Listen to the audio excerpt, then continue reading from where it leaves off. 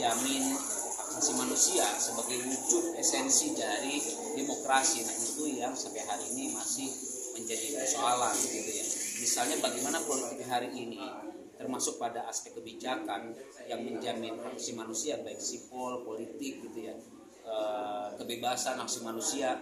Nah sampai hari ini kan masih menjadi persoalan dengan hadirnya regulasi yang mengancam atau pembatasan terhadap kebebasan berekspresi, kemudian juga kekerasan yang melibatkan aparat keamanan.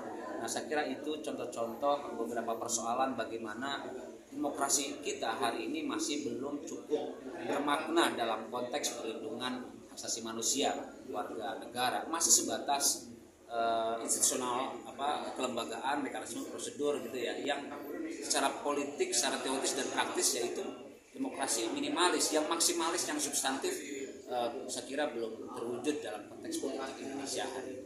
Nah, menyangkut tahun politik di 2024, demokrasi dan HAM itu seperti apa sih, Bang?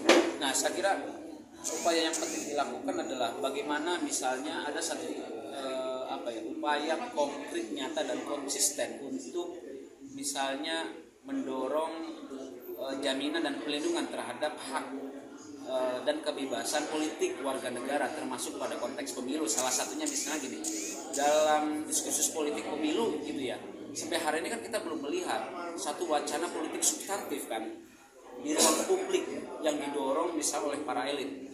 Kan kebanyakan soal elektabilitas, soal teknis kepemiluan. Betul bahwa teknis kepemiluan itu penting, tetapi misalnya bagaimana misalnya hak politik kewargaan dalam konteks pemilu gitu ya, kemudian apa yang mau dilakukan oleh para elit politik atau mereka yang akan maju, kan masih saya kira belum banyak ditemukan.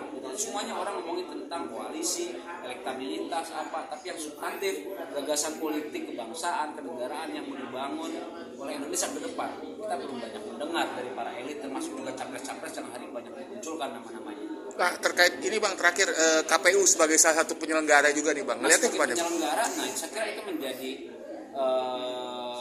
tanggung jawab dan kewajiban KPU, tidak hanya memastikan proses penyelenggaraan pemilu bisa berjalan dengan baik gitu ya, tapi juga soal aspek substantif tadi gitu ya, soal politik kewargaan, politik kewargaan warga dalam konteks pemilu juga harus dijamin gitu kan, dijamin, dilindungi dan dipastikan gitu ya, terpenuhi gitu ya oleh para penyelenggara pemilu termasuk juga KPU. Jadi agenda substantif ini harus didorong juga oleh KPU. Nah, kalau pelanggarannya sendiri, izin Bang, kalau ada pelanggarannya gimana? Kalau ada pelanggarannya sendiri gimana? Ya, pelanggaran itu kan ada Bawaslu gitu kan yang menangani persoalan itu gitu ya, pelanggaran kepemiluan gitu ya. Tapi konsen saya salah satunya adalah soal bagaimana agenda isu substantif politik kewargaan HAM ini bisa masuk gitu ya dalam politik kepemiluan gitu loh, dalam wacana, dalam agenda politik. Diskusinya harus didorong ke arah sana, nggak cuma ngomong tentang elektabilitas, soal teknis kepemiluan gitu ya. Semuanya harus didorong supaya lebih substantif politik demokrasi Indonesia termasuk pemilunya. Harapan ke depan apa nih Bang? Ya saya kira harus ada gerakan yang nyata yang lebih konkret, nyata gitu ya, dalam konteks memastikan agenda politik kewargaan tadi bisa menjadi pemenang dalam pemilu 2024 mendatang, bukan agenda elit gitu ya, apalagi yang pragmatis. Terima kasih banyak.